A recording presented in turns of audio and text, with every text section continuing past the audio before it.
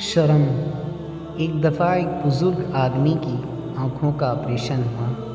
Doctor نے احتیاط اور پرہیز بتائے اور ساتھ میں یہ بھی کہا کہ اگلے معائنہ تک نماز میں جھکنے سے پرہیز کریں یا پھر اشارے سے نماز پڑھ لیں۔